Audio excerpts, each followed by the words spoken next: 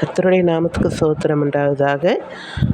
யோவான் யோர்தான் நதிக்கு அருகான தேசம் எங்கும் போய் பாவ மன்னிப்புக்கென்று மனந்திரும்பல் கேட்ட ஞானஸ்நானத்தை குறித்து பிரசங்கித்தான். அவன் தன்னிடத்தில் ஞானஸ்நானம் பெறும்படிக்கு புறப்பட்டு வந்த திரளான ஜனங்களை நோக்கி, பிரியன் பாம்பு குட்டிகளை, வரும் கோபத்துக்கு தப்பித்து கொள்ள உங்களுக்கு வகை காட்டினவன் யார்? மனந்திரும்புதல் கேட்ட கனிகளை கொடுங்கள். ஆபிரகாம் எங்களுக்கு தகப்பன் என்று உங்களுக்குள்ளே சொல்லத் தொடங்காதிருங்கள். தேவன் இந்த கல்லுகளினாலே ஆபிரகாமுக்கு பிள்ளைகளை உண்டு பண்ண வல்லவராயிருக்கிறார் என்று உங்களுக்கு சொல்லுகிறேன். இப்பொழுதே கோடாரியான மரங்களில் வேறு அருகே வைக்கப்பட்டிருக்கிறது. ஆகையால் நல்ல கனி கொடாத மரம் எல்லாம் வெட்டுண்டு அக்கினியிலே போடப்படும். அப்பொழுது ஜனங்கள் அவனை நோக்கி, அப்படியானால் நாங்கள் என்ன செய்ய வேண்டும் என்று கேட்டார்கள். அவர்களுக்கு அவன் பிரயுத்தமாக, 2 அங்கிகளை உடையவன் இல்லாதவனுக்கு கொடுக்க கடவன், ஆகாரத்தை உடையவன் அப்படியே செய்ய கடவன். ஆயக்காரரும் ஞானஸ்நானம் பெற வந்து அவனை நோக்கி, போதகரே, நாங்கள் என்ன செய்ய வேண்டும் என்று கேட்டார்கள். அதற்கு அவன், உங்களுக்கு கட்டளையிட்டிருக்கிறதற்கு அதிகமாய் ஒன்றும் வாங்காதிருங்கள் என்றான். போர் சேவகனும் அவனை நோக்கி, நாங்கள் என்ன செய்ய வேண்டும் என்று கேட்டார்கள். அதற்கு அவன், நீங்கள் ஒருவருக்கும் இடுக்கண் செய்யாமலும் பொய்யாய் குற்றச்சாட்டாமலும் உங்கள் சம்பளமே போதுமென்று இருங்கள். யோவானை குறித்து, இவன்தான் கிறிஸ்துவோ என்று ஜனங்கள் எல்லாரும் எண்ணத் தொடங்கி தங்கள் இருதயத்தில் யோசனையாய் இருக்கையில், யோவான் ஸ்நானகன் எல்லோருக்கும் பிரயுத்தமாக, நான் ஜலத்தினால் உங்களுக்கு ஞானஸ்நானம் கொடுக்கிறேன். என்னில் வல்லவர் ஒருவர் வருகிறார்.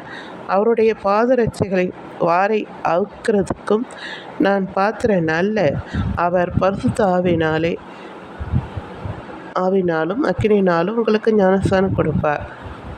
தூட்டுக்குடை அவர் கையில் இருக்கிறது. அவர் தமது களத்தை நன்றாய் விளக்கி கோதுமையை தமது களஞ்சியத்தில் சேர்ப்பார். பதரையோ அவியாத அக்கினியினால் சுட்டெரிப்பார் என்றான். வேறு அநேகர் புத்திமதிகளையும் அவன் ஜனங்களுக்கு சொல்லி பிரசங்கித்து கொண்டிருந்தான். எனக்கு அன்பானவர்களை, நிறைய பேர், அதாவது பரிசேயர் எல்லாரும் ஞானஸ்நானம் பெறும்படியாக அங்கே வந்திருக்கிறார்கள் யோவான் சாமிகிட்ட. அப்போ அவன் சொல்லுகிறான், விரியன் பாம்பு குட்டிகளை, வரும் கோபத்துக்கு தப்பித்து கொள்ள உங்களுக்கு வகை காட்டினது யார் அப்படின்ட்டு அங்கே கேட்குறாரு. அதாவது முதல்ல ஆண்டவர் இங்கே இயேசு கிறிஸ்து கூட பரமேறதுக்கு முன்னாடி அவர் சொல்கிறாரு, நீங்கள் புறப்பட்டு போய் சகல ஜாதிகளை சீசராக்கி பிதா குமாரன் ஆவினாலே அவர்களுக்கு ஞானஸ்நானம் கொடுங்கள். அதாவது முதல்ல சீசராக்குங்க, மனம் திரும்பி அவர்களை என்ன செய்யணுமா, சீசராக்குங்க அப்படின்றார். ஆண்டவர் சொல்கிறாரு, பிதாவுடைய சித்தத்தை எவன் செய்கிறானோ அவனை எனக்கு தாயும் தகப்பனும் எனக்கு சீசனாக இருப்பான் என்று ஆண்டவர் ஒரு இடத்துல சொல்லுகிறதை நாம் பார்க்கிறோம். இங்கே மனம் திரும்பினால் தான் அங்கே ஞானஸ்நானம் கொடுக்கணுமே வரைக்கும் ஆண்டவரை ஏற்றுக்கொள்ளாமல் எந்த வழிமுறைகளும் கட்டளைகளையும் ஆண்டவருக்கு பிரியமான ஆண்டவருக்கு சித்தமானது எதுவுமே செய்யாமல் ஞானஸ்நானம் பெறக்கூடாது. இதை தான் யோவான் ஸ்நானகன் அங்கே வலியுறுத்துகிறார். விரியன் பாம்பு குட்டிகளை, உங்களுக்கு இந்த வர்க்கோபத்துக்கு தப்பித்து கொள்ளும்படியான வகை காட்டினவன் யார் என்று அங்கே சொல்லுகிறதை பார்க்கிறோம். எனக்கு அன்பானவர்களை, இன்றைக்கி நிறைய கிறிஸ்தவர்கள் அப்படி தான் கேட்கிறார்கள். ஏதோ ஞானஸ்நானம் எடுக்கணும்னு என்றே இருக்கிறார்கள். அப்படி இல்லை.